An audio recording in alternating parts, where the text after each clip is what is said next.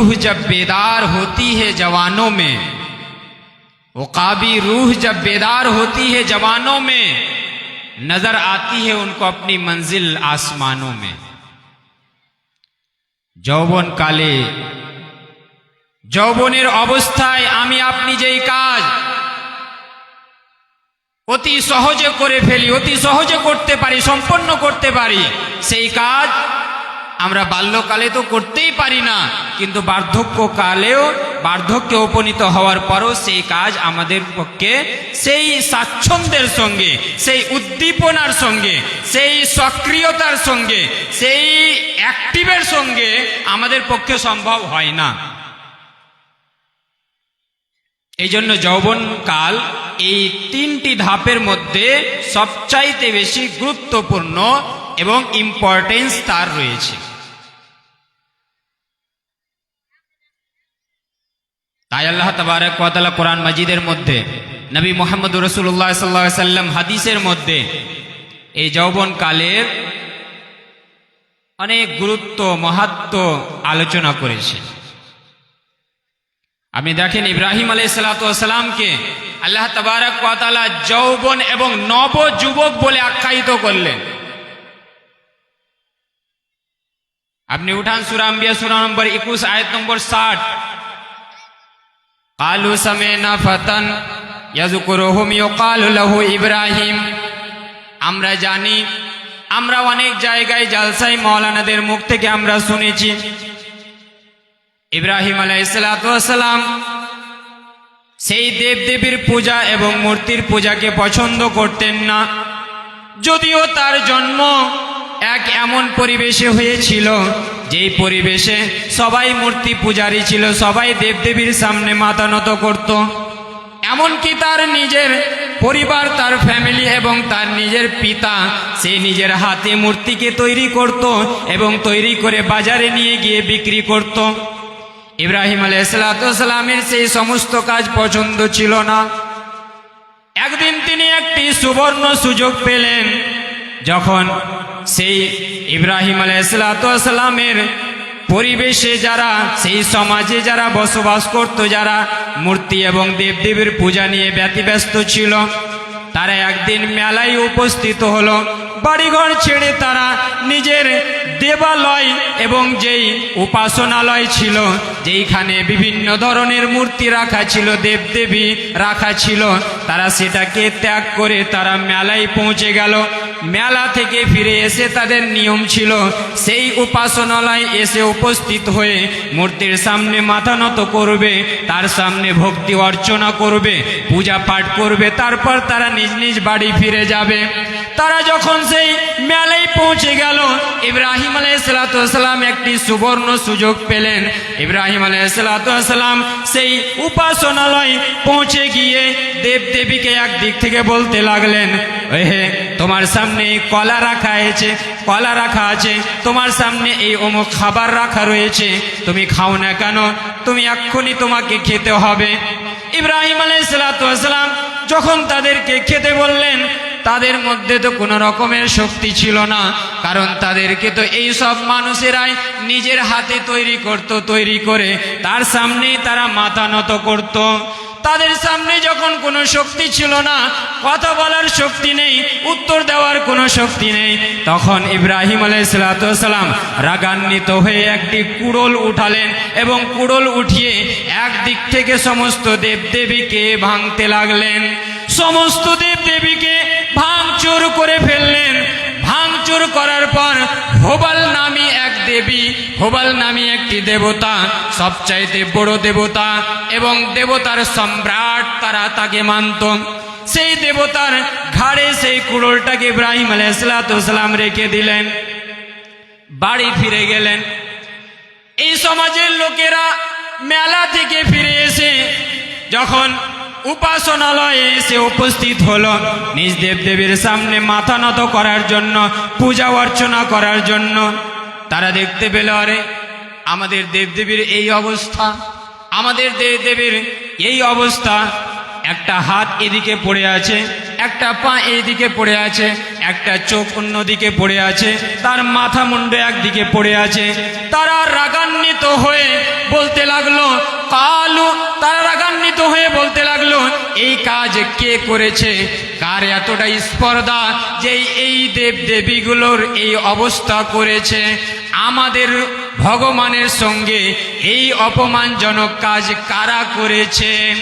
তারা যখন এই প্রশ্ন ছুড়ে দিল, এক অপরের সঙ্গে যখন আলোচনা হতে লাগলো, তখন তারা সবাই, তাদের মধ্যে কিছু সংখ্যক লোক এই কথা বলেছিল, যেই কথাকে আল্লাহ তাবারাক ওয়া তাআলা সূরা আম্বিয়া সূরা নম্বর 21 আয়াত নম্বর 60 এর মধ্যে আলোচনা করছেন। কালু সামিনা ফাতান ইয়াযকুরুহুম ইউকালু লাহু ইব্রাহিম। তারা বলতে লাগলো, আরে আমরা শুনেছি একজন নবযুবককে এই সব দেবী দেবতা, এই সব মূর্তি, এই সব প্রতিমার বিরুদ্ধে কথা বলতে, ইউকালু লাহু ইব্রাহিম, তাকে ইব্রাহিম বলা হয়, তার নাম ইব্রাহিম। হয় না হয় এই কাজ সেই ইব্রাহিমের, হয় না হয় এই কাজ সেই ইব্রাহিম করেছে। আমি এখানে যেটা বলতে চাই, পুরো ঘটনা আমি বলতে চাই না, সেগুলো আপনারা শুনেছেন। আমি যেটা বলতে চাই যে আল্লাহ তাবারাক ওয়া তাআলা বলেন কালু সামি'না ফাতান, তারা বলল যে আমরা শুনেছি একজন নবযুবককে এইসব দেবদেবী প্রতিমার বিরুদ্ধে কথা বলতে। এই যে ইব্রাহিম আলাইহিস সালামকে নবযুবক বলা হলো, আর তিনি এই যৌবনকালকে কোন কাজে লাগিয়েছিলেন? ইসলামের কাজে, শিরককে উৎখাত করার কাজে তিনি এই যুবক এবং যৌবনকালকে লাগিয়েছিলেন। আমি এই ঘটনা থেকে এটা বলতে চাইছি না যে আপনারা আবার এই বক্তব্য শুনে গিয়ে বলবেন যে মৌলানা হাসানুল্লাহ ফাইজি তো মানে আমাদেরকে পারমিশন দিয়ে দিয়েছেন যে অমুক মন্দিরে গিয়ে দেবদেবীকে ভেঙে দাও, ভাঙচুর আর চুরমার করে দাও। না, আমাদের এই ধর্ম ভারতবর্ষ, যেখানে আমরা সবাই সেকুলার ভাবে ধর্ম নিরপেক্ষতার সঙ্গে আমরা এখানে বসবাস করছি, এর বিষয় আলাদা। আমরা নিজের ধর্মের বৈশিষ্ট্য নিজের আমলের দ্বারা, নিজের কর্মের দ্বারা, নিজের চরিত্রের দ্বারা, নিজের বৈশিষ্ট্যের দ্বারা আমরা অপর জাতিকে দেখিয়ে দেব। এর ব্যাকগ্রাউন্ড, এর কনটেক্সটটা আলাদা। আমি শুধু বলতে চাই ওই ঘটনা থেকে যে ইব্রাহিম আলাইহিস সালামকে আল্লাহ তাবারাক ওয়া তাআলা নবযুবক বলে আখ্যায়িত করলেন, যেই নবযুবক নিজের যৌবনকালকে ইসলামের কাজে লাগিয়েছিলেন। আজকে যারা এই যুবক এখানে উপস্থিত আছো, আমি তোমাদেরকে সম্বোধন করতে চাই, হে যুবক যুবতী, তোমরা নিজের এই যৌবনকালকে কোন কাজে লাগাও? মাদক দ্রব্য সেবন করার কাজে, জুয়া খেলার কাজে, জেনা ব্যভিচার করার কাজে, মোবাইল নিয়ে সে অশ্লীল ভিডিও দেখার কাজে, সারা সারা রাত ধরে সেই মোবাইল নিয়ে পুরো রাত অতিবাহিত করে দাও। এই হচ্ছে যৌবনকালের কাজ।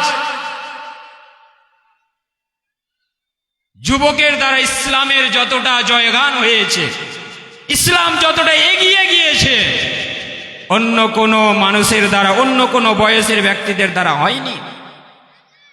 তাই আজকে প্রয়োজন রয়েছে, আজকে দুঃখের সঙ্গে বলতে হয়, আমাদেরই ভাই, আমাদেরই দাদা, আমাদেরই বন্ধু, আমাদেরই বোন, এরা নিজের যৌবনকালকে একেবারে ধূলিসাৎ করে দেওয়ার জন্য লেগে পড়েছে।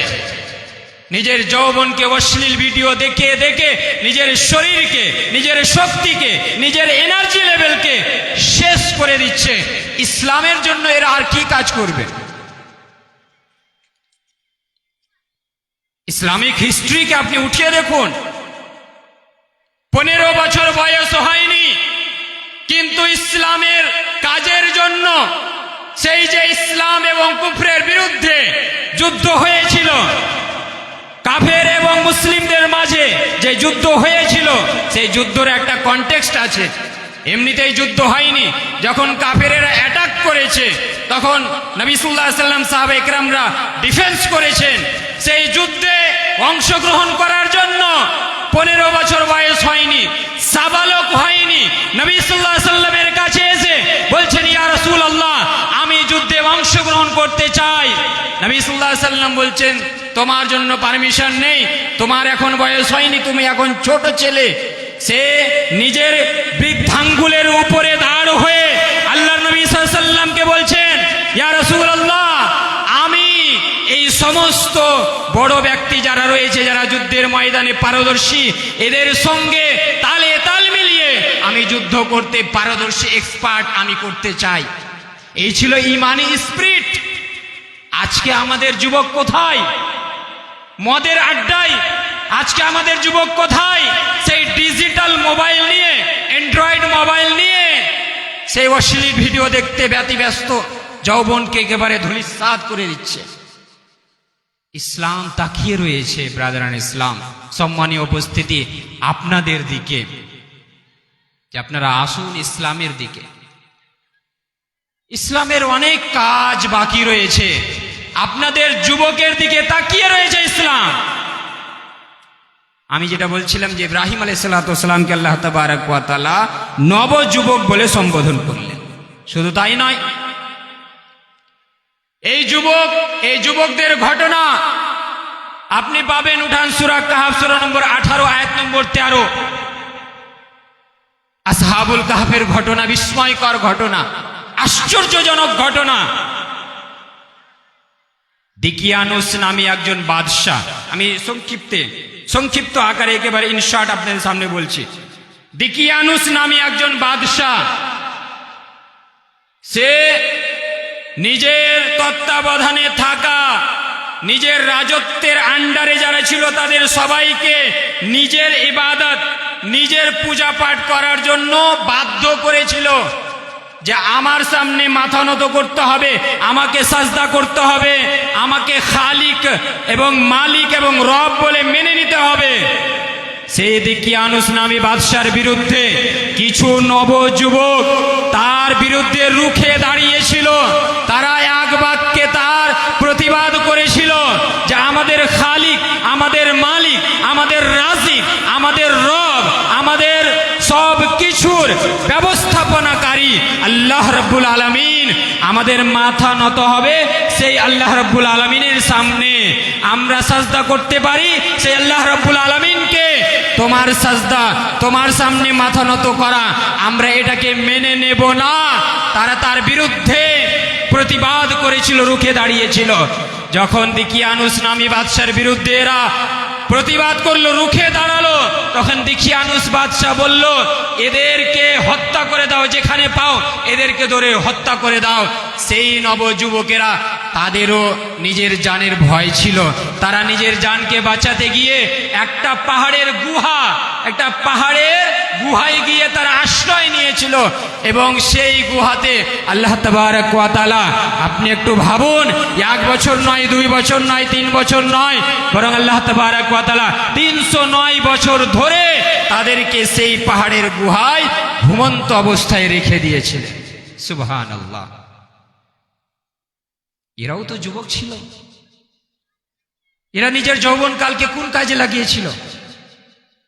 সূরা কাহফ সূরা নম্বর 18 আয়াত নম্বর 13 আপনি দেখুন।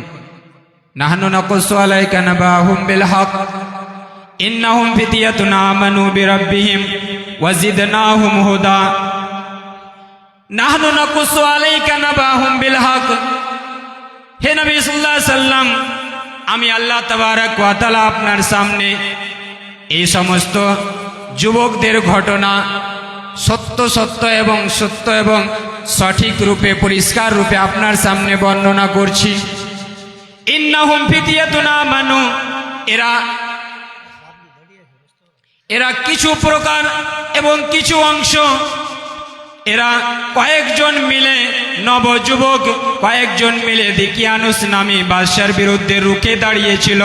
ইন্নাহুম ফিতয়াতুন, এরা কয়েকজন যুবক ছিল, আমানু বিরাব্বিহিম, যারা নিজের রবের উপরে ঈমান এনেছিল। ওয়াজিদনাহুম হুদা, তাদের ঈমান আনার কারণে আমি তাদের হেদায়েতকে আরো বেশি বৃদ্ধি করে দিয়েছিলাম। বলার উদ্দেশ্য যে এরা যৌবনকালকে ইসলামের কাজে লাগিয়েছিল। ব্রাদার ইসলাম যারা দাঁড়িয়ে আছেন, একটু আমি অনুরোধ করব, দাঁড়িয়ে না থেকে বসে পড়ুন। এটা দৃষ্টিকটুও লাগছে এবং এটা মজলিস এবং মেহফিলের আদবের খেলাফ। অনেক জায়গা রয়েছে, আপনার নিজ জায়গা নিয়ে বসে পড়ুন, কেউ দাঁড়িয়ে থাকবেন না, কাইন্ডলি আপনারা বসে পড়ুন। এরাও যুবক ছিল ব্রাদার ইসলাম, সম্মানীয় উপস্থিতি। এরা নিজের যৌবনকালকে কোথায় লাগিয়েছিল? ইসলামের কাজে লাগিয়েছিল। এভাবে আমি আপনাদের সামনে একটি হাদিস পরিবেশন করি। এই হাদিসের বর্ণনাকারী রাবি ন্যারেটর আব্দুল্লাহ বিন আব্বাস রাদিয়াল্লাহু তাআলা আনহুমা। এই হাদিসটি রয়েছে বাইহাকি হাকিমের মধ্যে, মুসনাদ হাকিম হাদিস নম্বর 7846। আল্লাহ তাবারক ওয়া তাআলা নবী মুহাম্মদুর রাসূলুল্লাহ সাল্লাল্লাহু আলাইহি ওয়াসাল্লাম এই হাদিসের মধ্যে 5টি জিনিসের কথা বললেন। হাদিসটা শুনুন, বুঝতে পারবেন। ইকতানিম খামসান ক্বাবলা খামসিন, শাবাবাকা ক্বাবলা হারামিক, ওয়া সিহহাতাকা ক্বাবলা সাকামিক, ওয়া গিনাকা ক্বাবলা ফাকরিক, ওয়া ফারাগাকা ক্বাবলা শুগলিক, ওয়া হায়াতাকা ক্বাবলা মাউতিক। নবী সাল্লাল্লাহু আলাইহি ওয়াসাল্লাম বলেন, ওহে সাহাবায়ে কেরাম, নবী সাল্লাল্লাহু আলাইহি ওয়াসাল্লাম সাহাবায়ে কেরামকে প্রত্যক্ষভাবে সম্বোধন করলেন এবং পরোক্ষভাবে সমস্ত মুমিন এবং মুসলিমকে সম্বোধন করলেন। ইকতানিমু খামসান ক্বাবলা খামসিন, তোমরা 5টি জিনিসকে 5টি জিনিসের পূর্বে গনিমত মনে করো, সুবর্ণ সুযোগ মনে করো। 5টি জিনিসকে 5টি জিনিস আসার পূর্বে তোমরা সেটাকে সুবর্ণ সুযোগ মনে করো। 1 নম্বরে নবী সাল্লাল্লাহু আলাইহি ওয়াসাল্লাম বলেন, শাবাবাকা ক্বাবলা হারামিক। আমি যেই যৌবনকালের ব্যাপারে বলতে চাই, যুবকদেরকে আমি সম্বোধন করতে চাই। নবী সাল্লাল্লাহু আলাইহি ওয়াসাল্লাম এই 5টি জিনিসের মধ্যে সর্বপ্রথমে এই যৌবনকালকেই আলোচনা করলেন। 5টি জিনিসকে 5টি জিনিসের পূর্বে সুবর্ণ সুযোগ মনে করো। 1 নম্বর হচ্ছে শাবাবাকা ক্বাবলা হারামিক, তোমার বয়স হওয়ার পূর্বে, বার্ধক্যকালে পৌঁছে যাওয়ার পূর্বে তুমি তোমার যৌবনকালকে তুমি গনিমত মনে করো, সুবর্ণ সুযোগ মনে করো। যৌবনকালে তুমি যেই উদ্দীপনার সঙ্গে, যেই সক্রিয়তার সঙ্গে, যেই অ্যাক্টিভভাবে তুমি ইবাদত করতে পারবে, সেই কাজ তুমি বার্ধক্যে উপনীত হওয়ার পর করতে পারবে না। যখন তোমার পেচ্ছাবের কোনো ঠিক ঠিকানা নেই, যখন তোমার বসতে গিয়ে হাঁটুতে ব্যথা, উঠতে গিয়ে হাঁটুতে ব্যথা, বসতে গিয়ে তোমার কোমরে ব্যথা, উঠতে গিয়ে কোমরে ব্যথা, খাবার খেতে গিয়ে হজমের সমস্যা, বিভিন্ন ধরনের সমস্যায় যখন তুমি জর্জরিত হয়ে যাবে, তখন আল্লাহর ইবাদত করবে। সেই ইবাদতের গুরুত্ব, সেই ইবাদতের ইম্পর্টেন্স, এবং যৌবনকালে যেই ইবাদত করবে, যেই অ্যাক্টিভের সঙ্গে এবং যেই সক্রিয়তার সঙ্গে তুমি ইবাদত করবে, সেই ইবাদতের গুরুত্ব দুটো কোনোদিন সমান হতে পারে না, দুটোর মাঝে কোনোদিন সিমিলারিটি থাকতে পারে না। তাই শাবাবাকা ক্বাবলা হারামিক, বার্ধক্য আসার পূর্বে তুমি যৌবনকালকে সুবর্ণ সুযোগ মনে করে নাও। 2 নম্বরে নবী সাল্লাল্লাহু আলাইহি ওয়াসাল্লাম বললেন, ওয়া সিহহাতাকা ক্বাবলা সাকামিক, যে তোমার এখন শরীর স্বাস্থ্য ভালো রয়েছে, সুস্থতার মধ্যে রয়েছে, এই সুস্থতাকে তুমি সুবর্ণ সুযোগ মনে করো। ক্বাবলা সাকামিকা, তোমার অসুখ বিসুখ রোগ ব্যাধি আসার পূর্বে। এই পয়েন্টটাকেও আপনি যৌবনকালের সঙ্গে জড়িয়ে দিতে পারেন, কারণ আপনি আমি বেশিরভাগই সক্রিয় থাকি, সুস্থ থাকি, সবল থাকি কখন? যৌবনকালে থাকি। তোমার অসুস্থতা আসার পূর্বে এই সুস্থতাকে তুমি সুবর্ণ সুযোগ মনে করো। 3 নম্বরে নবী সাল্লাল্লাহু আলাইহি ওয়াসাল্লাম বলেন, ওয়া গিনাকা ক্বাবলা ফাকরিক, হে ভাই, তোমাকে আল্লাহ তাবারক ওয়া তাআলা ধন সম্পদ দান করেছেন, টাকা পয়সা দান করেছেন, এখন তুমি ধনবান, এখন তুমি মালামাল, এখন তুমি মালদার, তোমার কাছে টাকা রয়েছে, এই টাকাকে আল্লাহর পথে খরচ করে নাও, রাসূলের পথে খরচ করে নাও, আল্লাহকে রাজি এবং সন্তুষ্ট করে নাও। এই ধনাঢ্যতাকে, এই ধনবান সময়টাকে তুমি সুবর্ণ সুযোগ মনে করো। ক্বাবলা ফাকরিক, তোমার দারিদ্রতা আসার পূর্বে। 4 নম্বরে নবী সাল্লাল্লাহু আলাইহি ওয়াসাল্লাম বলেন, ওয়া ফারাগাকা ক্বাবলা শুগলিক, তুমি এখন অবসর সময়ে রয়েছো, তোমার হাতে এখন অনেক সময় রয়েছে, এই অবসর সময়কে তুমি কাজে লাগাও, সুবর্ণ সুযোগ মনে করো। ক্বাবলা শুগলিক, ব্যস্ততা আসার পূর্বে হয়তো তুমি ব্যতিব্যস্ত হয়ে যাবে, আল্লাহর ইবাদত করতে পারবে না, আল্লাহকে ডাকতে পারবে না, আল্লাহর জিক্র আজকার করতে পারবে না, আল্লাহর কাছে কান্না করার হয়তো সময় পাবে না। এখন যেই সময় পেয়েছো, এই সময়টাকে কাজে লাগিয়ে নাও, এই সময়টাকে সুবর্ণ সুযোগ মনে করে নাও। 3-5 নম্বরে নবী সাল্লাল্লাহু আলাইহি ওয়াসাল্লাম বলেন, ওয়া হায়াতাকা কাবলা মৌতিক, এর চাইতে বড় জিনিস আর হতে পারে না। তোমার এখন জীবন রয়েছে, বেঁচে রয়েছো, জীবিত অবস্থায় রয়েছো। এই জীবিত অবস্থাকে, এই জীবনকে তুমি সুবর্ণ সুযোগ মনে করো। কাবলা মৌতিক, হয়তো তোমার ক্ষণিকের মধ্যে তোমার কাছে মালাকুল মউত চলে আসবে, তোমার জানকে বের করে নেবে, তোমার আত্মাকে বের করে নেবে। তোমার কাছে হয়তো আর সময় থাকবে না। তখন হয়তো তুমি আল্লাহর কাছে আফসোস করতে গিয়ে এই দোয়া করবে, কিন্তু সেই দোয়ার কোনো কাজে আসবে না। সূরা মুনাফিকুনের মধ্যে আল্লাহ তাবারক ওয়া তাআলা বলেন যে যখন একেবারে জান কুনির অবস্থায় জান কবজ করবে, আত্মাকে বের করবে মালাকুল মউত, এমত অবস্থায় একজন ব্যক্তি বলবে, রাব্বি লাউলা আখারতানি ইলা আজালিন করিব, হে আমার প্রতিপালক, হে আমার পরওয়ারদিগার, তুমি আমাকে আর একটু সময় কেন দিলে না? রাব্বি লাউলা আখারতানি, হে আমার প্রতিপালক, হে আমার পরওয়ারদিগার, তুমি আমাকে আর একটু সময় কেন দিলে না? তুমি যদি আমাকে একটু সময় দিতে, তাহলে আমি তোমার বেশি বেশি করে ইবাদত করতাম। ফাআসসাদদাকা ওয়া আকুম মিনাস সলিহিন, আমি বেশি বেশি করে তোমার পথে দান খায়রাত করতাম, সাদকা খায়রাত করতাম। ওয়া আকুম মিনাস সলিহিন, এবং আমি সৎ কর্মশীল ব্যক্তিদের মধ্যে আমার নামটাকেও নোট করিয়ে নিতাম। এই আফসোস করবে, কিন্তু সেই আফসোস আর কোনো কাজে আসবে না।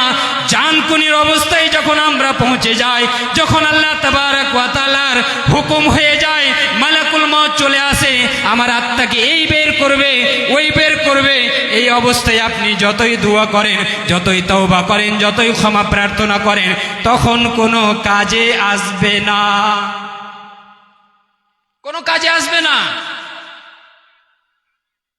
ওহে যুবক এবং যুবতী ভাইরা, কোথায় জীবনকে, কোথায় আমরা নিয়ে যাচ্ছি? কোন দিকে আমরা যাচ্ছি? আমাদের কি কোনো উদ্দেশ্য আছে এই পৃথিবীর বুকে আসার?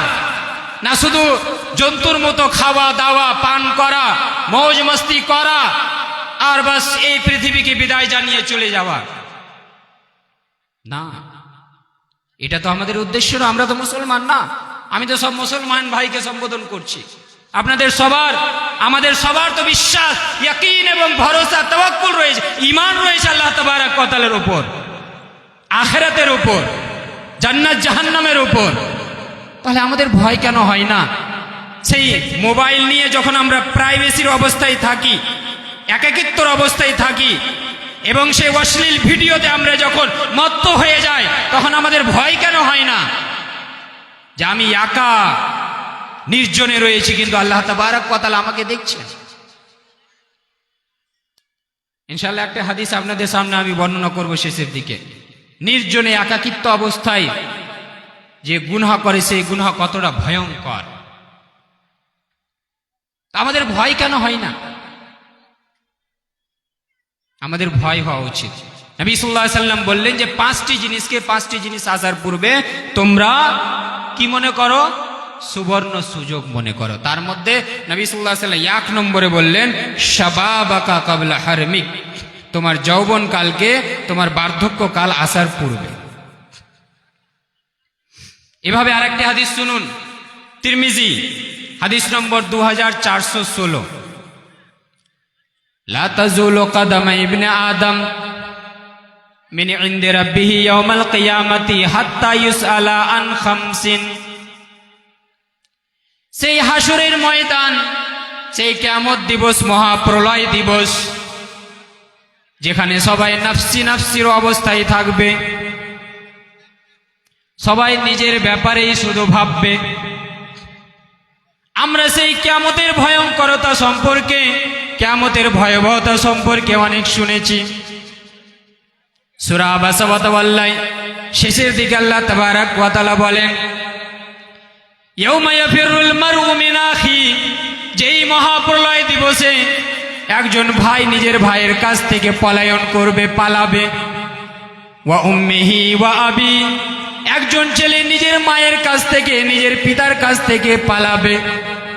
ওয়া সাহিবাতিহি ওয়া বানি, একজন স্বামী নিজের স্ত্রীর কাছ থেকে পালাবে।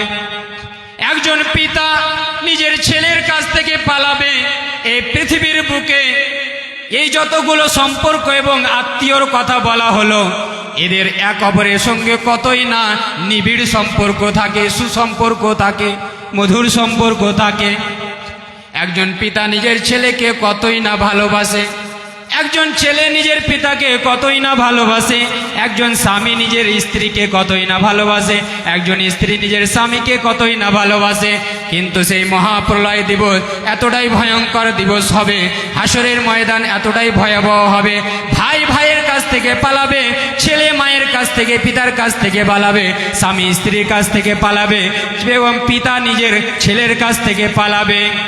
সেই মহাপ্রলয় দিবসের ব্যাপারে নবী সাল্লাল্লাহু আলাইহি সাল্লাম বলেন, লা তাজুলু কাদামা ইবনে আদমা মিন ইনদি রাব্বিহি ইয়াউমাল কিয়ামাতি। সেই হাসরের ময়দানে একজন আদম সন্তান নিজের পাকে আল্লাহ তাবারক ওয়া তাআলার দরবার থেকে হটাতে পারবে না, সেখান থেকে হিলতে পারবে না, এক পা এদিক ওদিক হতে পারবে না। হাত্তা ইউসআলা আন খামসিন, যতক্ষণ না পর্যন্ত সে 5টি বিষয়ে তাকে প্রশ্ন করা হয় এবং 5টি প্রশ্নের উত্তর সঠিকভাবে না দিয়ে দেয়। 5টি প্রশ্ন করা হবে এবং সেই 5টি প্রশ্নের উত্তর যদি না দিতে পারে, তাহলে আল্লাহ তাবারক ওয়া তাআলা দরবার থেকে সে এক পা সরতে পারবে না, হটতে পারবে না। তার মধ্যে প্রথমে নবী সাল্লাল্লাহু আলাইহি সাল্লাম বললেন, আন উমরিহি ফিমা আফনা, তার বয়স সম্পর্কে তাকে জিজ্ঞাসা করা হবে। তোমাকে আমি আল্লাহ পৃথিবীর বুকে 60 বছর বয়স দিয়েছিলাম, 70 বছর বয়স দিয়েছিলাম, 80, 90, 100 বছর বয়স দিয়েছিলাম। ফিমা আফনা, তুমি সেই বয়সকে কোথায় অতিবাহিত করেছো? তুমি কি আল্লাহর কাজে, ইসলামের কাজে অতিবাহিত করেছো না শয়তানের কাজে অতিবাহিত করেছো? সেই বয়স সম্পর্কে জিজ্ঞাসিত হতে হবে।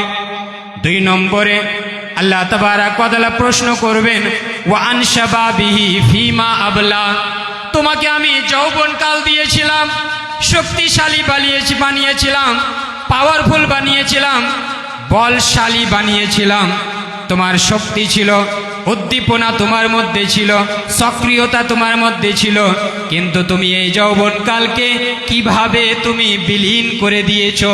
কোন কাজে এই যৌবনকালকে বিলীন করেছো? ওহে যুবক, তোমাকে জিজ্ঞাসা করা হবে, এই যৌবনকালকে তুমি রাত্রিবেলায় অশ্লীল ভিডিও দেখতে দেখতে পুরো রাত অতিবাহিত করে নিজের যৌবনকালকে ধূলিসাৎ করেছো। এই যৌবনকালকে তুমি মাদক দ্রব্য সেবন করে নিজের যৌবনকালকে ব্যতিব্যস্ত করে দিয়েছো, ধ্বংস করে দিয়েছো। এই যৌবনকালকে তুমি কোনো মহিলার পিছনে ব্যভিচার করার জন্য, কুকর্ম করার জন্য নিজের সময়কে শেষ করে দিয়েছো। যৌবনকালকে একেবারে বিলীন করে দিয়েছো, না ইসলামের কাজে বিলীন করেছো? আল্লাহ তাবারক ওয়া তাআলার পক্ষ থেকে প্রশ্ন করা হবে, জিজ্ঞাসিত হতে হবে। 3 নম্বরে নবী সাল্লাল্লাহু আলাইহি সাল্লাম বলেন, আল্লাহ তাবারক ওয়া তাআলার পক্ষ থেকে এই প্রশ্নও হবে, ওয়া আম্মালিহি মিন আইনা ইকতাসাবাহু, তোমাকে আমি ধন সম্পদ দিয়েছিলাম, টাকা পয়সা দিয়েছিলাম, এই ধন সম্পদ তুমি কিভাবে ইনকাম করেছো? কিভাবে ইনকাম করেছো? 2 নম্বরই নিয়মে, মানুষকে ধোঁকা দিয়ে, দাগাবাজি করে, মক্কারি করে, সুদি কারবারে লেনদেন করে, না কি করে টাকা পয়সা ইনকাম করেছিলে? আজকে উত্তর দাও, এই প্রশ্নের জবাব দিতে হবে, তাহলে এখান থেকে এক পা হটাতে পারবে না। আর সেই আল্লাহর দরবার অন্য কোনো দরবার না, যেখানে আমি টাকা পয়সা ঘুষ দিয়ে আমি পার হয়ে যাব। এই পৃথিবীর বুকে যা কিছু রয়েছে, সমস্ত কিছু জিনিসকে, এই পৃথিবীর বুকে যা কিছু এবং যত খাজানা, যত ধন ভান্ডার রয়েছে, সমস্ত ধন ভান্ডারকে যদি এবং তার সমতুল্য আর কয়েকটা পৃথিবীকে দিয়ে যদি আল্লাহকে বলা হয় যে আমি এই সমস্ত জিনিস আল্লাহ তোমাকে দিচ্ছি, যদিও সেটা সম্ভব নয়, কিন্তু যদি এরকম হয়, 1 মিনিটের জন্য মেনে নেন, সাপোজ করেন আর 2-3টা পৃথিবী দিয়েও যদি আপনি বলেন যে আল্লাহ আমাকে ছেড়ে দেন, ছাড়া হবে না। ঘুষ সেখানে কাজে লাগবে না। টাকা কোথা থেকে ইনকাম করেছিলেন? টাকা কোথা থেকে ইনকাম করেছিলেন?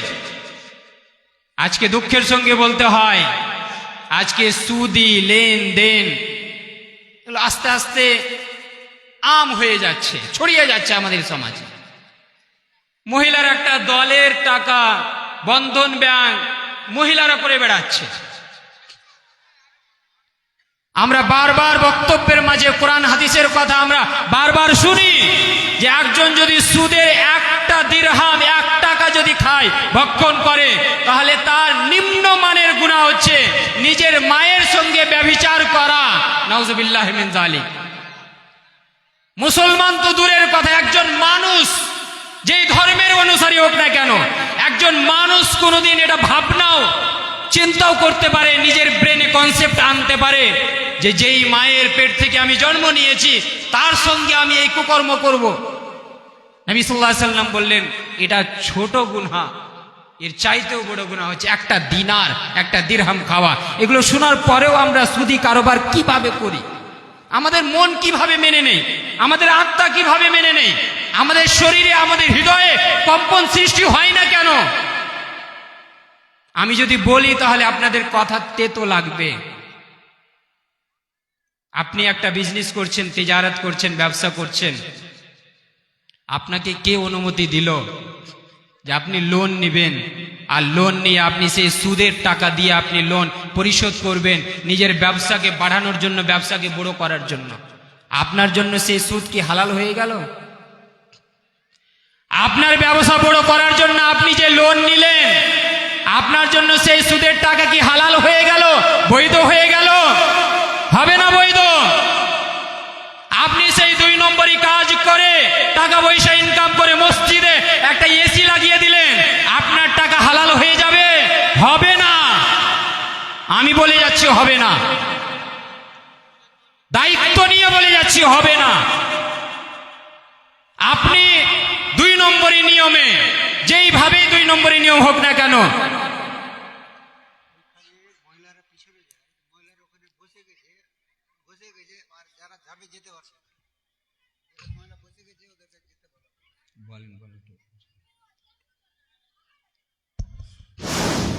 মা বোনদের উদ্দেশ্যে বলতেছি যে আপনাদের জায়গা স্টেজের পিছনে করা হয়েছে, অতএব যে সমস্ত মা বোন বলছেন যে এখানে আমি বসে বসে শুনবো, ওটা আলাদা বিষয়। কিন্তু যারা যেতে চাইছে ওরা তো রাস্তাই পাচ্ছে না যে যাবে পিছনে। আপনারা কিভাবে ওখানে বসে আছেন? যারা স্টেজের পিছনে যেতে চাইছে তারা যেতে পারছে না, ওদেরকে যাওয়ার ব্যবস্থা করে দেন আপনারা। আর এটা যদি পূর্ণ হয়ে থাকে, জিনিসটা দেখেন তো পূর্ণ হয়ে গেছে নাকি? মা বোনদের উদ্দেশ্যে বলতেছি আপনারা দয়া করে ওই জায়গাটাতে বসিয়েন না। হ্যাঁ, এবং ভলেন্টিয়ারদেরকে বলবো যে আপনারা জিনিসটা দেখেন,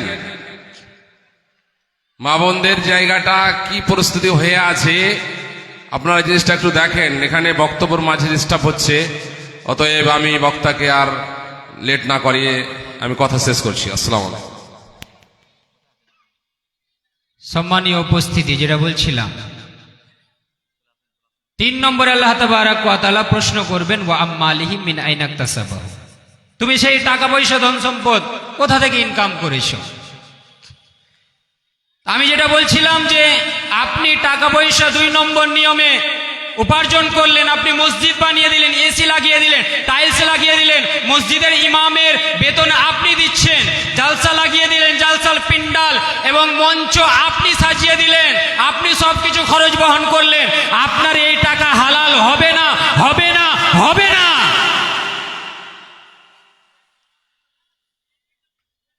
আপনি যতই গরিব ধনী, গরিব মিসকিন ফকির দরিদ্র ব্যক্তির সাহায্য করে, আপনার এই টাকা হালাল বৈধ হবে না, হবে না, হবে না। এবং আপনাকে প্রশ্নের সম্মুখীন হতে হবে, প্রশ্ন করা হবে, জিজ্ঞাসিত হতে হবে। ওয়াম্মালি মিন আইনা ইকতাসাবাহু, তৃতীয় প্রশ্ন হবে, তোমাকে আমি টাকা পয়সা দিয়েছিলাম, মিন আইনা ইকতাসাবাহু, সেই টাকা পয়সা তুমি কিভাবে কোন পন্থা অবলম্বন করে তুমি ইনকাম করেছিলে, তোমার সোর্স অফ ইনকাম কি ছিল, ইনকামের উৎস কি ছিল। এই প্রশ্ন হওয়ার পর আবার চতুর্থ প্রশ্ন হবে এই টাকা পয়সার সম্পর্কেই। ওয়া ফীমা আনফাকাহু, টাকা পয়সা তো ইনকাম করেছিলে, কিন্তু ইনকাম করার পর তুমি সেই টাকা পয়সাকে কোথায় ব্যয় করেছিলে। সেই টাকা পয়সাকে নিয়ে তুমি জুয়ার আড্ডায় গিয়ে তুমি ব্যয় করেছিলে, মদের আখাড়াতে গিয়ে তুমি সেই টাকা পয়সাকে ব্যয় করেছিলে, কোন মহিলার পিছনে তার সঙ্গে কুকর্ম করার জন্য তুমি সেই টাকা পয়সাকে ব্যয় করেছিলে, না তুমি মোবাইলে সেই অ্যান্ড্রয়েড মোবাইলে ইন্টারনেট মেরে অশ্লীল ভিডিও দেখার জন্য সেই টাকা পয়সাকে তুমি ব্যয় করেছিলে। তোমাকে প্রশ্ন করা হবে, জিজ্ঞাসিত হতে হবে। 5 নম্বরে নবী সাল্লাল্লাহু আলাইহি সাল্লাম বলেন, ওয়া মাযা আমিলা ফীমা আলিমা, তোমাকে আমি জ্ঞান দিয়েছিলাম, শরীয়তের জ্ঞান তুমি অর্জন করেছিলে, শরীয়তের জ্ঞান অর্জন করার পর সেই শরীয়তের জ্ঞান অর্জন করার পর কোরআন এবং হাদিসের নলেজ অর্জন করার পর তুমি কতটুকু আমল করেছিলে সেই প্রশ্ন করা হবে। এই 5টি প্রশ্ন করা হবে।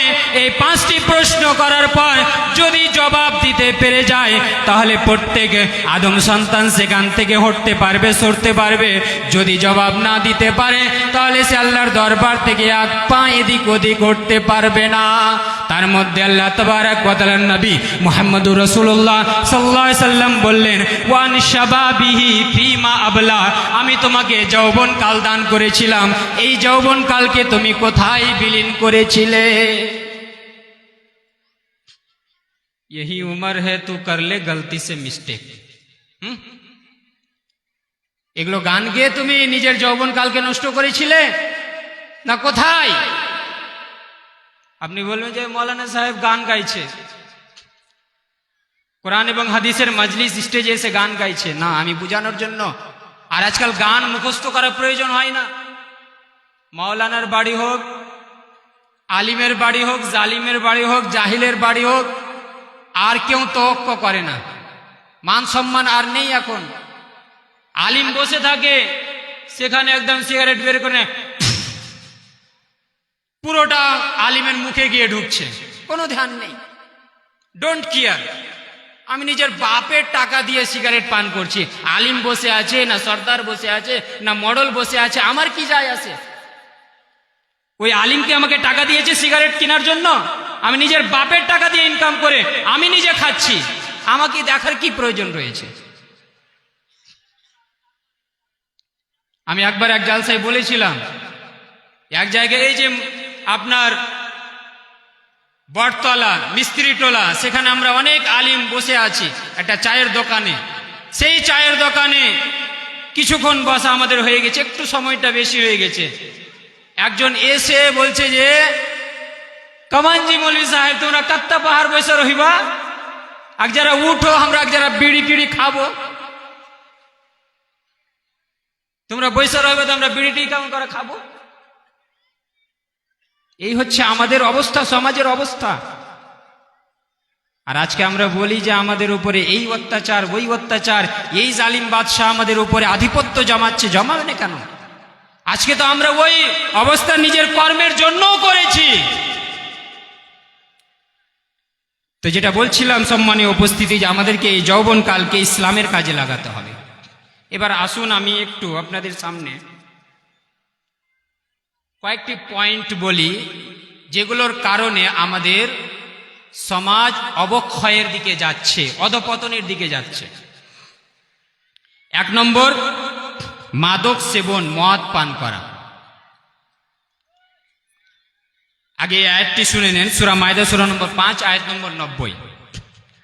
ইয়া আইয়ুহাল্লাযীনা আমানু ইন্নামাল খামরু ওয়াল মাইসিরু ওয়াল আনসাবু ওয়াল আজলামু রিজসুম মিন আমালিশ শাইতান ফাজতানিবুহু লাআল্লাকুম তুফলিহুন।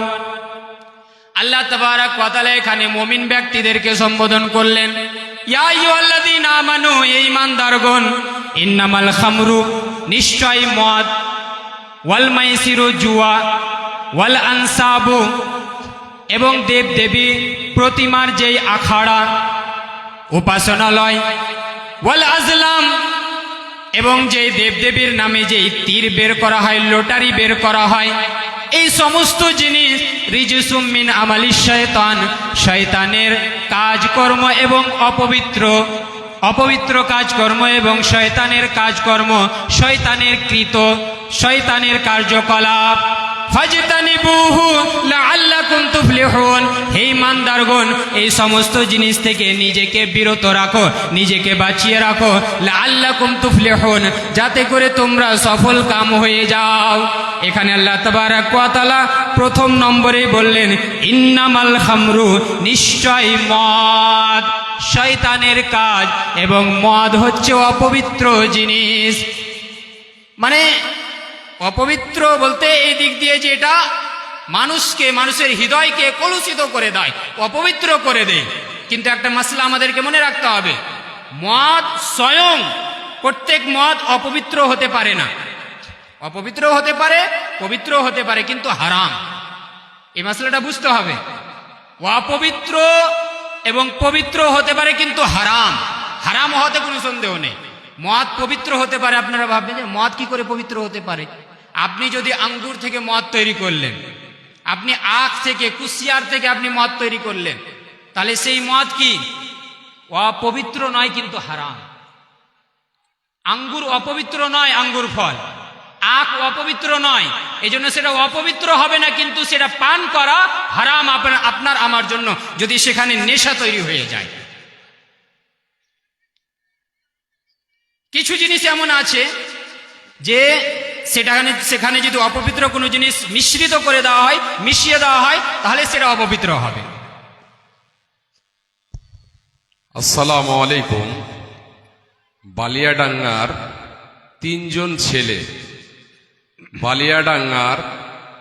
তিনজন ছেলেকে 1 ঘন্টা থেকে খুঁজে পাওয়া যাচ্ছে না। ওনার আত্মীয় স্বজন অর্থাৎ মা বাবা তাদেরকে খুঁজে বেড়াচ্ছে, তাদেরকে খুঁজে পাওয়া যাচ্ছে না। তাদের বয়স 8 থেকে 9 বছর বা 9 থেকে 10 বছর বয়স, এই মতো বয়সের ছেলে, 3জন ছেলেকে খুঁজে পাওয়া যাচ্ছে না।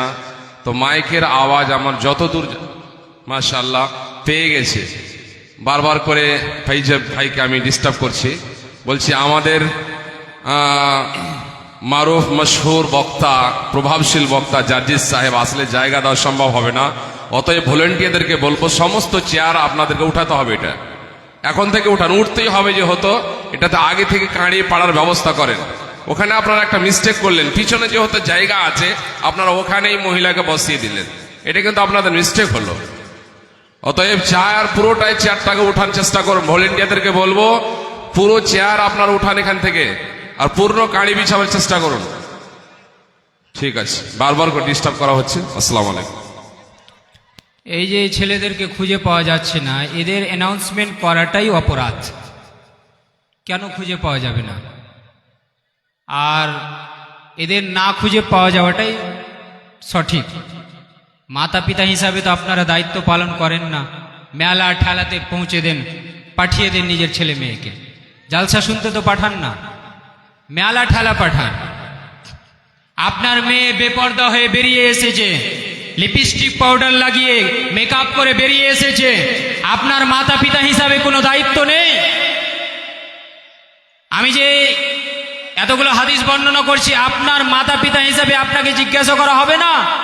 আলা কুল্লুকুম রাইন ওয়া কুল্লুকুম মাসউলুন আন রাইয়াতিহি। শুনো, নবী সাল্লাল্লাহু আলাইহি ওয়াসাল্লাম বলেন, শুনো, তোমাদের মধ্যে প্রত্যেককেই দায়িত্বশীল এবং প্রত্যেক ব্যক্তিকে তার দায়িত্ব সম্পর্কে জিজ্ঞাসিত হতে হবে। আপনার মেয়ে লিপস্টিক পাউডার লাগিয়ে বিউটি পার্লার থেকে এসে এই মেলা ঠেলা আসে জালসার নামে, দিনী সভার নামে, আপনাকে জিজ্ঞাসা করা হবে যে আপনি আপনার মেয়েকে নিষেধ করেছিলেন কি করেছিলেন না? আপনার ছেলে এই মেলায় আসে অন্য মেয়েকে ধাক্কা মারার জন্য, এটা সত্য কথা। এই মজলিসে আপনাকে খারাপ লাগবে শুনতে, কিন্তু সেই রাস্তাতে যখন আপনি বের হবেন সেইগুলো নিজের চোখে আপনি দেখতে পাবেন। ধাক্কা মারার জন্য আসে অন্য মেয়েকে, সেই ছেলে যখন বের হয় বাড়ি থেকে, আপনার মাতা পিতা হিসাবে আপনার দায়িত্ব নেই? আপনি এতটাই কাপুরুষ আপনি এতটাই মূর্খ, নিরক্ষর, মূর্খামির পরিচয় দেন যে আপনার কোনো দায়িত্ব নেই। হ্যাঁ, যদি আপনি দায়িত্ব পালন করার পর সে বেয়াড়া হয়ে যায় তাহলে সেটা আলাদা বিষয়, কিন্তু আপনার আমার দায়িত্ব রয়েছে, সেই দায়িত্ব পালন করতে হবে। দায়িত্ব যদি পালন না করেন তাহলে জিজ্ঞাসিত হতে হবে কিয়ামত দিবসে। আমি যেটা বলছিলাম যে মাদক সেবন এটা হচ্ছে আমাদের সমাজের অবক্ষয়ের একটা অন্যতম কারণ। নবী সাল্লাল্লাহু আলাইহি ওয়াসাল্লাম বলেন এই সম্পর্কে, একটি হাদিস আপনাদের সামনে বলি, সহিহ মুসলিম হাদিস নম্বর 2003, কুল্লু মুস্কিরিন খামর ওয়া কুল্লু মুস্কিরিন হারাম। প্রত্যেক নেশা জাতীয় দ্রব্য হচ্ছে মদ এবং প্রত্যেক নেশা জাতীয় দ্রব্য হচ্ছে হারাম। ওমান শারিবাল খামরা ফিদ দুনিয়া ফামাত, যেই ব্যক্তি এই পৃথিবীর বুকে মদ পান করলো এবং মারা গেল, ওয়া হুয়া ইউদমিনুহা, ধারাবাহিকতার সঙ্গে কন্টিনিউয়াসলি সে মদ পান করে গিয়েছে, কোন রকমের বাধা বিঘ্নতা আসেনি তার জীবনে, মদ পান করতে করতে সে মারা গিয়েছে, তাহলে এই অবস্থায় যদি সে মারা যায় তাহলে লাম ইয়াশরাবহা ফিল আখিরা, তওবা না করেই সে মারা গিয়েছে। কিয়ামত দিবসে আল্লাহ তাবারক ওয়া তাআলা জান্নাতে জান্নাতীদেরকে যে পবিত্র মদ পান করাবেন, সেই মদ থেকে এই ব্যক্তিরা বঞ্চিত হবে, এদেরকে পবিত্র মদ দেওয়া হবে না জান্নাতে।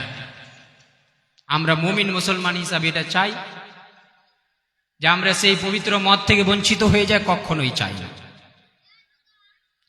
এইভাবে একটি হাদিস সহিহ বুখারী এবং সহিহ মুসলিমের, নবী সাল্লাল্লাহু আলাইহি ওয়াসাল্লাম বলে, ইন্না মিন আশরাতিস সাআতি, যা কিয়ামতের অনেকগুলো নিদর্শন, অনেকগুলো আলামত রয়েছে, তার মধ্যে কয়েকটি আলামত এখানে বর্ণনা করা হলো। নবী সাল্লাল্লাহু আলাইহি ওয়াসাল্লাম বলে, এক নম্বর, আইয়ুরফা আল ইলম উঠিয়ে নেওয়া হবে, ওয়ায়াসবুতুল জাহাল, মূর্খতা ছড়িয়ে পড়বে, ওয়াইশরাবুল খামর, মদ পান করা হবে, ওয়ায়াদহারুজ জিনা, এবং জিনা ছড়িয়ে পড়বে। আপনি দেখেন ইতিপূর্বে আমাদের সমাজে, আমাদের সোসাইটিতে ধারণাও করা যেত না যে এই সব যুবক যুবতীরা, এই সব যুবকেরা মদ পান করবে, ড্রাগস নেবে, আঠা খাবে, ধারণার বাইরে ছিল। কিন্তু এখন ঘুরি ঘুরি বাড়ি বাড়ি এই সব যুবককে পাওয়া যায় যারা মদের আসরে বসে থাকে, মদ খেয়ে তারা পড়ে থাকে, বাগানে জঙ্গলে এখানে ওখানে পড়ে থাকে। জিনা ছড়িয়ে যাবে। আজকাল দেখেন আপনি সমাজে, সোসাইটিতে, এই সমাজে ওই সমাজে একজন পুরুষ নিজের স্ত্রী, হালাল স্ত্রী বাড়িতে রয়েছে, অপর স্ত্রীকে নিয়ে পালিয়ে যাচ্ছে। স্বামী, হালাল স্বামী রয়েছে, অপর স্বামীর সঙ্গে পালিয়ে যাচ্ছে। এই হচ্ছে কিয়ামতের সব নিদর্শন, কিয়ামতের আলামত। ব্রাদার ইসলাম, সম্মানীয় উপস্থিতি, যুবক যুবতীরা, আমি আপনাদেরকে সম্বোধন করতে চাই যে আজকে আমাদেরকে এই সমস্ত জিনিসের বিরুদ্ধে রুখে দাঁড়াতে হবে এবং আমাদেরকে ইসলামের পথে আসতে হবে। এই হচ্ছে আমাদের একটা মস্ত বড় কারণ সমাজের অবক্ষয়ের। 2 নম্বর কারণ হচ্ছে বিজাতীয় সংস্কৃতি। আমরা কোরআন এবং হাদিসের সংস্কৃতিকে পছন্দ করি না। আমরা বক্তব্য শুনি আলিম ওলামার, কিন্তু কোরআন হাদিসকে আমরা মানতে চাই না, আমলে পরিণত করতে চাই না। এই জন্য নবী সাল্লাল্লাহু আলাইহি ওয়াসাল্লাম বলেন, আবু দাউদ হাদিস নম্বর 4031, সহিহুল জামি আল্লামা আলবানির কিতাব হাদিস নম্বর 6025, মান তাশাব্বাহা বিকাউমিন ফাহুয়া মিনহুম, যেই ব্যক্তি বা যেই জাতি অন্য কোন জাতির নকল করলো, তার সম্পর্ক, তার গণনা সেই জাতির মধ্যেই হবে। আপনি যদি কোনো অ্যাক্টরকে ভালোবাসেন, কোনো ক্রিকেটারকে ভালোবাসেন, তাহলে কিয়ামত দিবসে আপনার আমার হাসর, হিসাব নিকাশ তার সঙ্গে হবে। আমি যদি আল্লাহর নবীকে ভালোবাসি সাল্লাল্লাহু আলাইহি ওয়াসাল্লাম, সাহাবায়ে কেরামকে ভালোবাসি, শুহাদা সালেহিনকে ভালোবাসি, তাহলে ইনশাআল্লাহ আশা করা যায় আল্লাহর কাছ থেকে যে আমার আপনার হাসর, হিসাব নিকাশ তাদের সঙ্গে হবে। এবার আপনাকে আমাকে ভাবতে হবে যে আমি কোন অ্যাক্টরের সঙ্গে হাসরের ময়দানে উঠবো না নবীর সঙ্গে, সাহাবায়ে কেরামের সঙ্গে উঠবো, কোনটা আমরা চুজ করব, চয়েস করব, এটা আপনার আমার দায়িত্ব। যখন বিজাতীয় সংস্কৃতির কথা এসেছে, একটা কথা আমি বলি যেটা আমি সমাজে দেখতে পাই, হয়তো বারবার বলার কারণে আমাদের মধ্যে হয়তো পরিবর্তন চলে আসবে, আল্লাহর ভয় চলে আসতে পারে।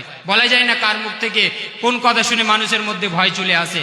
আল্লাহ তাবারক ওয়া তাআলা বলেন সূরা জারিয়াতের মধ্যে, ওয়াযাক্কির ফাইন্না যিকরা তানফাউল মুমিনিন, হে নবী সাল্লাল্লাহু আলাইহি ওয়াসাল্লাম আপনি উপদেশ দিন, কারণ উপদেশ মুমিনদের উপকারে আসবে। বিজাতীয় সংস্কৃতি, ইহুদি খ্রিস্টান, তাদের বিরোধিতা করতে হবে। এই বিরোধিতাকে সামনে রেখে আমি একটা হাদিস আপনাদের সামনে, আবু দাউদ হাদিস নম্বর 652, আবু দাউদ হাদিস নম্বর 652। আবার আমি মনে করিয়ে দিয়েছি আবু দাউদ হাদিস নম্বর 652। আমি তিনবার এই রেফারেন্স বললাম, বলার কারণ আছে।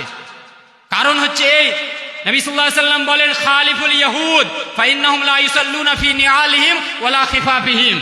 হে সাহাবায়ে কেরাম, তোমরা ইহুদিদের উল্টো করো, বিরোধিতা করো। কারণ ইহুদিরা জুতা পরে মোজা পরে নামাজ পড়ে না। তোমাদের যদি সুযোগ হয় তাহলে জুতা পরে মোজা পরে নামাজ পড়ো। আশ্চর্য হচ্ছেন আপনি যে এই মৌলানা কি ফতোয়া দিয়ে দিল? মসজিদে তাহলে জুতা পরে নামাজ পড়তে যাব নাকি? আমি মসজিদে আপনাকে জুতো পরে নামাজ পড়তে বলি না। মসজিদ সেখানে পরিষ্কার পরিচ্ছন্নতা রয়েছে, সবাই যদি জুতো নিয়ে যান তাহলে মসজিদের অবস্থা খারাপ হয়ে যাবে। জানাজার নামাজে আমরা একটা সুবর্ণ সুযোগ পাই, গোল্ডেন চান্স পাই। সেই জানাজার নামাজে যখন আমরা জুতা পরে থাকি, এমন কোন জানাজা পার হয়নি যেই জানাজাতে কমেন্ট আমাদের উপরে হয় না, টিপ্পনি হয় না, পিছন থেকে কথা বলতে যায় না। কারণ মূর্খের সঙ্গে মূর্খামি করাই হবে। পিছন থেকে কমেন্ট করে, বুঝে না, কোরআন হাদিস পড়ে না, জানে না, জানার চেষ্টা করে না। বছরের পর বছর ধরে জালসা শুনে, বক্তব্য শুনে, কোরআন হাদিসের আলোচনা শুনে, কিন্তু এই হাদিসটা কোনোদিন জীবনে শুনেনি, শুনেও না শোনার ভান করেছে। নবী সাল্লাল্লাহু আলাইহি ওয়াসাল্লাম বলেন যে ইহুদিদের বিরোধিতা করো, জুতা পরে নামাজ পড়ো যদি সুযোগ পাও। আমি এ কথা বলি না যে জুতা পরে নামাজ পড়া ফরজ, আপনার যদি সুযোগ রয়েছে। আর দ্বিতীয় কথা হচ্ছে, জুতা যদি পাক পবিত্র রয়েছে, শর্ত রয়েছে। আপনার যদি সন্দেহ হয় আপনি জুতা খুলে রেখে দিন, কোনো অসুবিধা নেই। আমার সন্দেহ আছে, আমি জুতা খুলে রেখে দেবো, কোনো অসুবিধা নেই।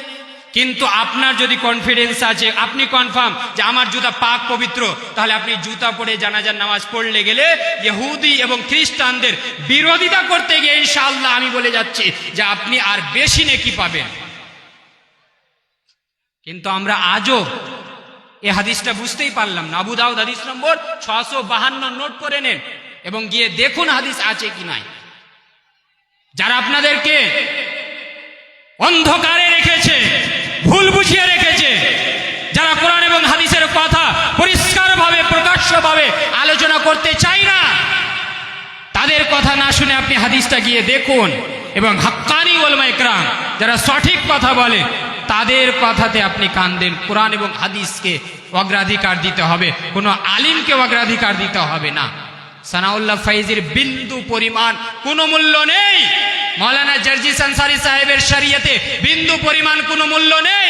মৌলানা আবুল কালাম সালাফির শরিয়তে বিন্দু পরিমাণ কোনো মূল্য নেই। মৌলানা মুনিরুল ইসলাম নদভী সাহেবের শরিয়তে ইসলামিয়ায় নিজের পক্ষ থেকে যদি কোনো কথা বলে, তাহলে তার বিন্দু পরিমাণ কোনো মূল্য নেই। মূল্য আছে কোরআন এবং হাদিসের। কে বলছে, কত বড় আলিম বলছে, কত ছোট আলিম বলছে, এই দেখার নেই।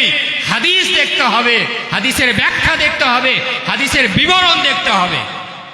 বিজাতীয় সংস্কৃতির বিরোধিতা করতে হবে ব্রাদার ইসলাম। এবং আমি জোর গলায় বলে যাচ্ছি, যদি আপনি এই কথাটাকে ভুল প্রমাণ করতে পারেন তাহলে আসেন, আমি আপনার এলাকার ছেলে, আপনি আমাকে ডাকেন বা আমার বাড়িতে আসেন, আলোচনা করেন। কিন্তু কোরআন এবং হাদিসকে মানতে হবে মাথা নত করে। সমাজের সামনে কোরআন এবং হাদিস মাথা নত করবে না, কিন্তু কোরআন এবং হাদিসের সামনে সমাজকে মাথা নত করতে হবে। প্রত্যেক আলিমকে মাথা নত করতে হবে, প্রত্যেক জাহিলকে মাথা নত করতে হবে। কোনো উপায় নেই। বিজাতীয় সংস্কৃতির বিরুদ্ধে আমাদেরকে কাজ করতে হবে, তাহলে আমরা আমাদের সমাজকে সুন্দর সমাজ রূপে গড়ে তুলতে পারব। সমাজের অবক্ষয়ের আরেকটা কারণ হচ্ছে যে নগ্ন গান বাজনা, অশ্লীল নাটক, সিনেমা। আর এই পরিপ্রেক্ষিতে আমি বলি, আজকাল যে এই যে digital creator, content creator, Sujapur থেকে নিয়ে, মুর্শিদাবাদ থেকে নিয়ে, মিল্কি থেকে নিয়ে, মালদা থেকে নিয়ে, আপনি মুসলিম ঘরের ছেলে মেয়েদেরকে পেয়ে যাবেন যারা নিজেদেরকে ডিজিটাল ক্রিয়েটার, কন্টেন্ট ক্রিয়েটার বলে নিজেদেরকে চিহ্নিত করেন। নাচ গান করে, ডান্স করে, মুসলিম ঘরের মেয়ে যে ইসলামকে মানে, আল্লাহকে মানে, সেই ভিডিও করতে গিয়ে সালাম দেয়, আলহামদুলিল্লাহ বলে, বিসমিল্লাহ বলে, কিন্তু সেই মেয়ে আবার গানের উপরে সে ডান্স করে, লিপসিং করে, আর সেই ভিডিওকে প্রচার করে, শেয়ার করার জন্য আবেদন করে, লাইক শেয়ার সাবস্ক্রাইব করবেন কিছু টাকা ইনকাম করার জন্য। আর আপনি মাতা পিতা হিসেবে আপনার দায়িত্ব নেই যে আপনার মেয়ে সে ডিজিটাল ক্রিয়েটার, কন্টেন্ট ক্রিয়েটার হয়ে গেছে, আর আপনার কাছে সেই মাসে টাকা নিয়ে এসে আপনার মুখে ছুঁড়ে ফেললো। আপনার মুখে, আপনি পিতা, আপনি মাতা, আপনি ভাবছেন আরে আমার মেয়ে তো একদম বড় ফেমাস হয়ে গেছে, সেলিব্রিটি হয়ে গেছে, কন্টেন্ট ক্রিয়েটার, ডিজিটাল ক্রিয়েটার। টাকা আসছে, টাকা টাকা শুধু আসতে হবে, হালাল হারামের কোনো তোয়াক্কা নেই। আমাদের সমাজ কোথায় যাচ্ছে? এগুলো আমাদের সমাজের সত্য, এগুলো আমাদের সমাজের হাকিকত আমি তুলে ধরছি। আজকে সমাজ কোথায় যাচ্ছে? আর আপনি বলছেন যে অন্য জাতিরা আমাদের উপরে চেপে বসছে, আমাদের উপরে অন্যায় অত্যাচার করছে। করবে না কেন? যখন আমরা ইসলামকে ভুলিয়ে দিব, কোরআনকে ভুলিয়ে দিব, হাদিসকে ভুলিয়ে দিব, তখন অন্যান্য জাতিকে চাপিয়ে দেওয়া হবে, এমনভাবে চাপানো হবে। আবু দাউদের হাদিস রয়েছে, এমনভাবে চাপানো হবে যে কোনো জায়গায় দাস্তারখানে যদি খাবার থাকে, একজন মানে ক্ষুধার্ত অবস্থায় ক্ষুধাকে সে কন্ট্রোল না করতে পেরে ঝাঁপিয়ে পড়ে খাবার দেখে, সেই মতো সেই অন্য জাতি মুসলিমদের উপরে ঝাঁপিয়ে পড়বে, আক্রমণ করবে। কখন? যখন মুসলমানেরা কোরআনকে ছেড়ে দিবে, হাদিসকে ছেড়ে দিবে, শরীয়তকে ভুলে যাবে। সহিহ বুখারীর একটা হাদিস আপনাদের সামনে বলি। সহিহ বুখারী হাদিস নম্বর 6069, 6069, কুল্লু উম্মতি মুআফান ইল্লাল মুজাহিরিন। নবী সাল্লাল্লাহু আলাইহি সাল্লাম বলেন, হে সাহাবায়ে কেরাম শুনো, কুল্লু উম্মতি মুআফান ইল্লাল মুজাহিরিন। আমার উম্মতের মধ্যে কোনো ব্যক্তি যদি গুনাহ করে থাকে, অপরাধ করে থাকে, পাপ করে থাকে, তাহলে আল্লাহ, আমি যদি চাই, আল্লাহ তাআলা বলছেন, নবী সাল্লাল্লাহু আলাইহি সাল্লাম সেটাকে নকল করে বুঝাচ্ছেন সাহাবায়ে কেরামকে। আল্লাহ তাআলা বলেন, আল্লাহ তাআলার এই মর্জি যদি হয় যে আমার উম্মতের মধ্যে কোনো ব্যক্তি যদি গুনাহ করে থাকে, অপরাধ করে থাকে, তাহলে তাকে ক্ষমা করে দেওয়া হবে। আল্লাহ যদি চায় তাহলে তাকে ক্ষমা করে দেবেন। ইল্লাল মুজাহিরিন, কিন্তু প্রকাশ্যভাবে অ্যানাউন্সমেন্ট করে, এলান করে যে গুনাহ করে তাকে ক্ষমা করা হবে না। নবী সাল্লাল্লাহু আলাইহি সাল্লাম আগে ব্যাখ্যা করতে গিয়ে বলেন, ওয়া ইন্না মিনাল মুজাহারাতি আইয়ামালার রাজুলু বিল্লাইলি আমালা।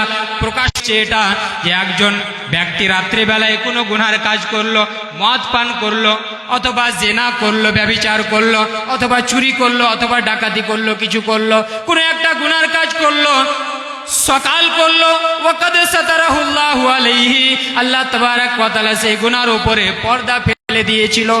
তার উচিত ছিল গুনাহ করার পর আল্লাহর দরবারে এসে কান্নাকাটি করত, ইয়া রাব্বি, আমি বড়ই জালিম বান্দা, আমি আমার আত্মার উপরে বড়ই জুলুম করেছি, আল্লাহ তুমি আমাকে ক্ষমা করে দাও, আমার গুনাহকে মোচন করে দাও, আমি আর দ্বিতীয়বার এই গুনার কাজ করব না। কিন্তু এই কামিনা, এই মূর্খ ব্যক্তি এতটাই কামিনা নির্বোধ যে সেই সকাল বেলায় নিজের ফ্রেন্ড সার্কেলের সামনে এসে, বন্ধু বান্ধবের সামনে এসে অহংকার বশত সে বলে, আমিলতুল বারিহাতা কাযা ওয়া কাযা, ইয়া ফুলানু আমিলতুল বারিহাতা কাযা ওয়া কাযা। ওহে আমার বন্ধু, আমি রাত্রি বেলায় অমুক কাজ করেছি, অমুক কাজ করেছি, জানিস অমুক ব্র্যান্ডের মদ আমি পান করেছি, তোর ভাতে ঢুকবে না, তুই পাবি বে। অমুক মেয়ের কাছে আমি পৌঁছে যেতে পেরেছি, তুই পৌঁছতে পারবি না।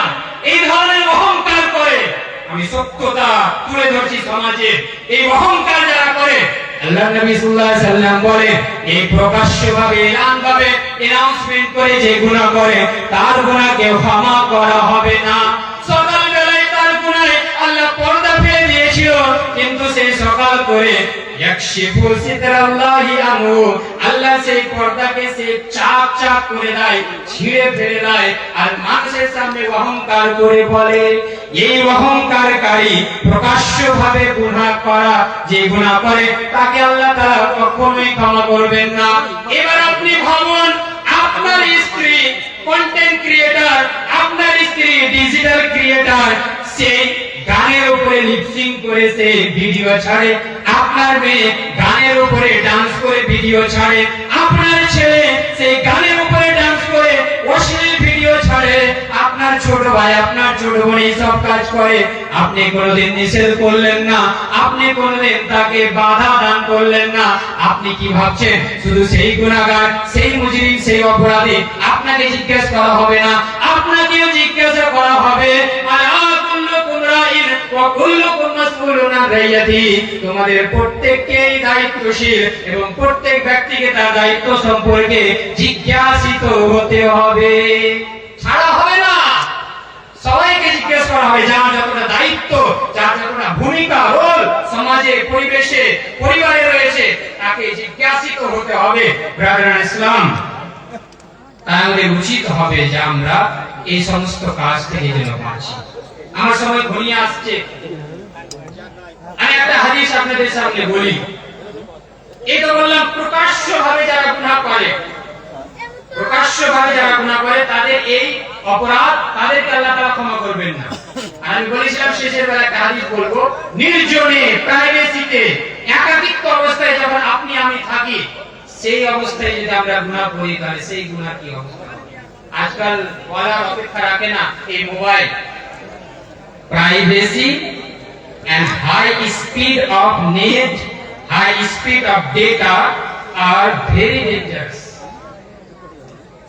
একাকিত্ব, নির্জন আর হাই ইন্টারনেট, এখন জিও, এয়ারটেল, ভোডাফোন সবাই দিচ্ছে। আগে তো 1 GB তে এক মাস কাটাতে হতো, এখন 1 GB কি 1 GB টা বন্ধই করে দিয়েছে। 1.5 GB, 2 GB, 3 GB, 5G হয়েছে, আনলিমিটেড ডেটা, ডেটার কোনো অভাব নেই। এই privacy and high speed of data আর ভেরি ডেঞ্জারাস, খুবই ভয়ঙ্কর। এই একাকিত্ব অবস্থায় আমরা যখন অশ্লীল ভিডিওতে পড়ে থাকি, যে রাত্রি বেলায় আল্লাহ তাবারক ওয়া তাআলা রাত্রির শেষ লগ্নে এই পৃথিবীর আকাশে নেমে আসেন, আল্লাহ রাব্বুল আলামিন নেমে এসে বলেন, আমার কোন বান্দা রয়েছে, গুনাহগার বান্দা রয়েছে, আমার কাছে তওবা করবে, আমি তার তওবাকে কবুল করে নিব, আমি তার গুনাহকে maaf করে দেব।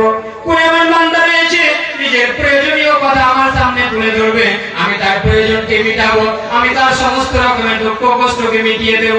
সেই আল্লাহ রাব্বুল আলামিন যখন সেই পৃথিবীর আকাশে নেমে যান এবং আমাদেরকে আহ্বান করেন, ডাক দেন, সেই অবস্থায় যদি আমি আপনি সেই ভিডিওতে, অশ্লীল ভিডিওতে, মোবাইলে যদি মত্ত থাকি, তাহলে আমাদের কি অবস্থা হবে? সম্মানীয় উপস্থিতি, আমাদের কি অবস্থা হবে? যুবক এবং যুবতী, আমাদের কি অবস্থা হবে?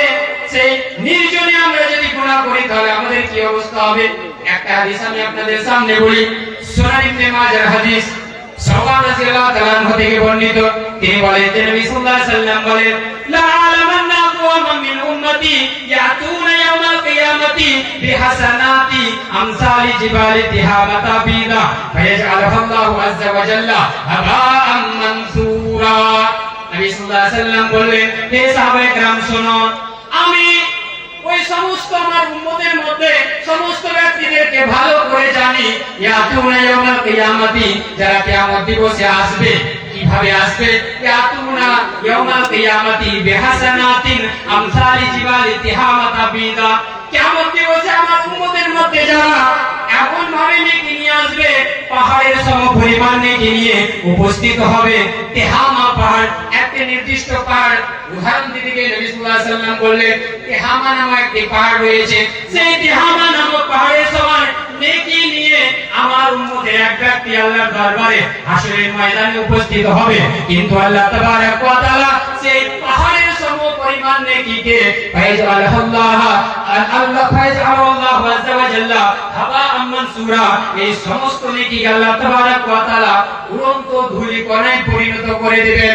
পাহাড়ের সমপরিমাণ নেকি তাকে জান্নাতে নিয়ে যেতে পারবে না, পাহাড়ের সমপরিমাণ নেকি তাকে জাহান্নাম থেকে বাধা দিতে পারবে না, তার কোনোই কাজে আসবে না।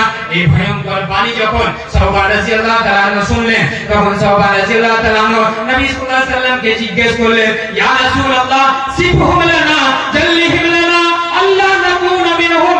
হে রাসূলুল্লাহ সাল্লাল্লাহু আলাইহি ওয়াসাল্লাম, আপনি একটু তাদের পরিষ্কারভাবে আলোচনা করে দিন, কারা এই হতভাগা হবে যারা পাহাড়ের সমপরিমাণ নেকি নিয়ে আসবে, কিন্তু সেই সমস্ত নেকিকে উড়ন্ত ধূলিকণায় পরিণত করে দেওয়া হবে, কোনো কাজে আসবে না, তারা কারা হবে?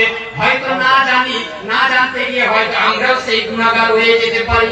আপনি একটু ভাবুন, সেই সাহাবায়ে কেরামের ব্যাপারে নবী সাল্লাল্লাহু আলাইহি ওয়াসাল্লাম বলে, সেই সাহাবায়ে কেরাম যদি এক মুদ পরিমাণ প্রায় 600 গ্রাম যদি সেই সোনা আল্লাহর পথে ব্যয় করে থাকে, সাদকা করে থাকে, আর আমি আপনি যদি পাহাড়ের সম পরিমাণ যদি সোনা সাদকা করি, সেই সাহাবায়ে কেরামের সম্মান, সেই সাহাবায়ে কেরামের স্থানে আমরা পৌঁছাতে পারবো না। সেই সাহাবী সুবহান রাদিয়াল্লাহু তাআলা তাদের ঈমানি স্পিরিট দেখুন এবং আল্লাহর ভয় ভীতি দেখুন। সেই সাহাবী জিজ্ঞেস করছেন, ইয়া রাসূলুল্লাহ সাফিসিহুম লানা জাল্লিহিম লানা আল্লাহ নাকুনা মিনহুম, আমাদের দ্বারা সেই গুনাহ যেন না হয়ে যায়। এই জন্য তাদের এই সম্মান, এই জন্য তাদের এই মর্যাদা, এই জন্য তাদের এই মাহাত্ম্য। নবী সাল্লাল্লাহু আলাইহি ওয়াসাল্লাম বললেন তার উত্তরে, হে সাহাবান শুনো, ইন্নাহুম ইখওয়ানুকুম ওয়া মিন জিলদাতিকুম, তারা যারা পাহাড়ের সম পরিমাণ গুনাহ নেকি নিয়ে আসবে কিন্তু কোনো কাজে আসবে না, তারা কারা হবে? তারা তোমারই ভাই হবে, তোমারই পরিবেশে তারা উঠা বসা করবে, অর্থাৎ তারা কোনো অন্য গ্রহ থেকে আসবে না, অন্য কোনো পৃথিবী থেকে আসবে না, তোমাদেরই সমাজে, তোমাদেরই সোসাইটিতে তারা চলাফেরা করবে।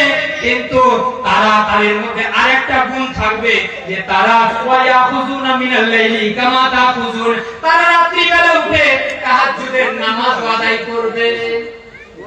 আপনি ভাবছেন হাদিসটার উপরে আপনারা ধ্যান দিয়েছেন? তাহাজ্জুদের নামাজ তারা আদায় করবে, কিন্তু পাহাড়ে সব পরিমাণ নেকি নিয়ে গিয়ে সব নেকিকে ধুলার মতো উড়িয়ে দেওয়া হবে, কোনো কাজে আসবে না। তোমাদেরই ভাই হবে, তোমাদের সমাজে তারা উঠা বসা করবে, পাহাড়ে সব পরিমাণ নেকি নিয়ে আসবে, তাহাজ্জুদের নামাজ পড়ে পাহাড়ে সব পরিমাণ নেকি নিয়ে উপস্থিত হবে, কোনো কাজে আসবে না। কেন কাজে আসবে না?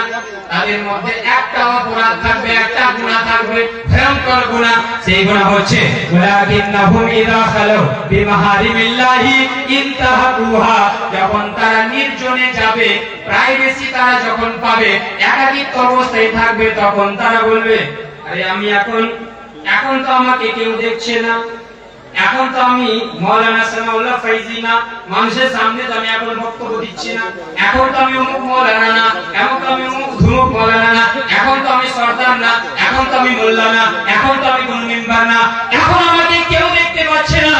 এখন যদি আমি অ্যান্ড্রয়েড মোবাইল থেকে খুলে একটা অশ্লীল ভিডিও দেখে নি, কেউ দেখতে পাবে না, কিন্তু রব্বুল আলামিন খালিকে কায়নাত মালিকে আরদ সামা, সে আল্লাহ রব্বুল আলামিন সদা সর্বদা আপনাকে আমাকে দেখছেন।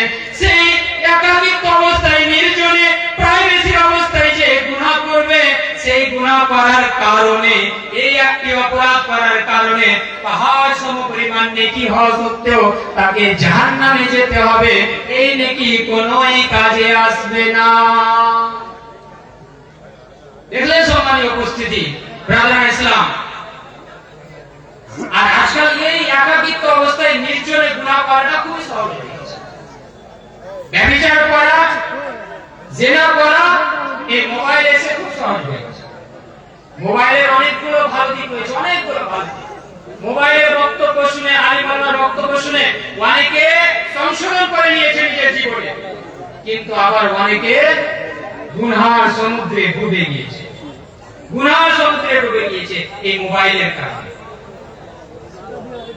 बच्चों के हाथ में दो तो रोना बंद, और जवानों के हाथ में दो तो सोना बंद। এই হচ্ছে মোবাইল।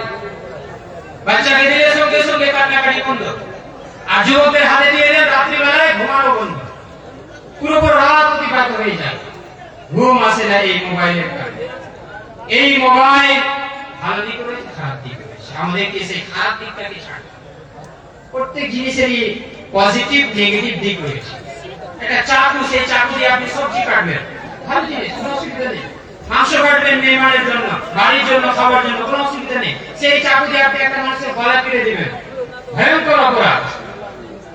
সেই মোবাইল আজকে আমাদেরকে জাহান্নামের দিকে নিয়ে যাচ্ছে, আর সেই মোবাইলের কারণে এখন আপনি ইন্টারনেট দিয়ে আর মোবাইল দিয়ে বাড়িতে বসিয়ে দেন, আর কোন জিনিসের প্রয়োজন নেই।